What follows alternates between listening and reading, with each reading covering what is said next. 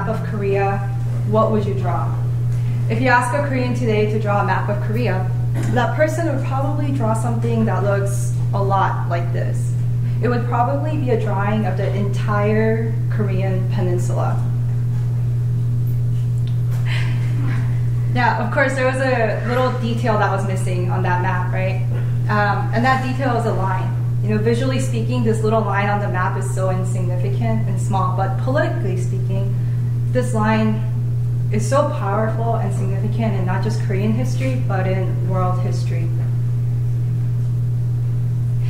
That little line that I'm talking about is the 38th parallel that divides the Korean peninsula into North Korea and South Korea. As you can see, the two Koreas have two different flags. Their societies, values, beliefs, lifestyles, and just about everything is different between the two Koreas. That little line on the map translates into a physical border, where soldiers on both sides are ready to shoot if anyone tries to cross the border. Where if you do cross the border, you're immediately called a traitor, and for a North Korean, your family would get sent to prison camps or be executed if you attempt to cross the border. The border also meant the separation of families, family members who haven't seen each other for more than 60 years. And this is a common story that many Koreans have on the peninsula today. And my family is no stranger to this narrative as well. So both my families are from the northern part of Korea, which is now called the Democratic People's Republic of Korea. And in the late 1940s, my father's side of the family fled south because tensions were just growing between the Soviet-occupied North and the US-occupied South Korea. My mother's mother, so my grandmother, left behind her two older brothers who were burned alive at their family home because they refused to give up their family business to the North Korean communists. And this was the last thing she heard of them as she had also fled south. In the early 1950s, the Korean War finally broke out and destroyed the lives of many people.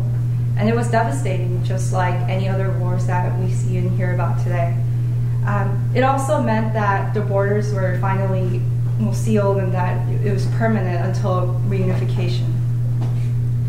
Many decades after, my grandmother received letters that were smuggled out from North Korea from her family members up there.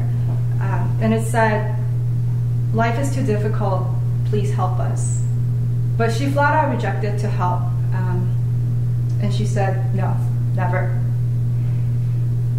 This was because just like we had McCarthyism in this country, the Red Scare was and is very real in South Korea. And any form of communication with a North Korean meant violating South Korean law.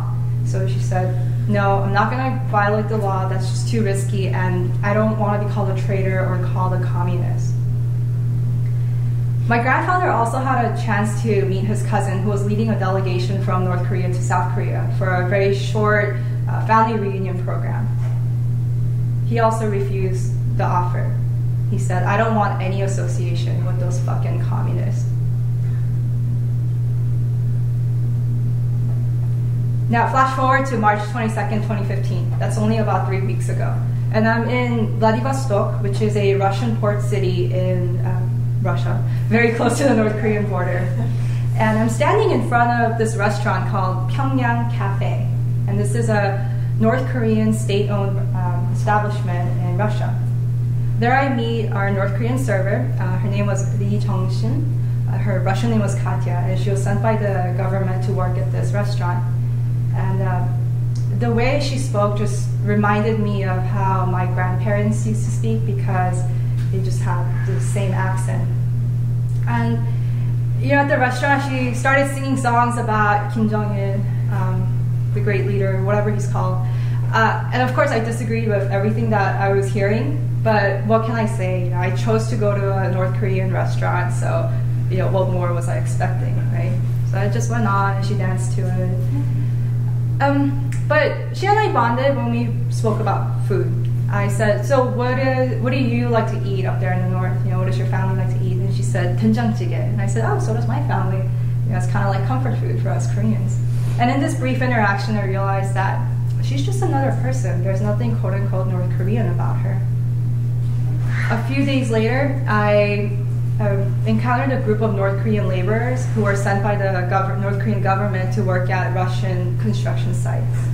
And interestingly enough, I heard that Russian development was happening much thanks to Russian land, North Korean labor, and South Korean investments. Now, what was interesting about this encounter was that we were all on a South Korean bus. And I say South Korean bus not because of the brand, but because these were actual buses that used to serve the streets of Seoul back in the old days and were later sold to the Russian government. And so interestingly, Korean American, North Koreans, we were all in the South Korean space, but on Russian territory. And all of this experience just made me think about reunification on the peninsula and how that concept and word seemed so idealistic and fluffy for me at times. But here, ironically, in Russia, I felt that we were a step closer to reunification. It just felt a little more tangible than ever before.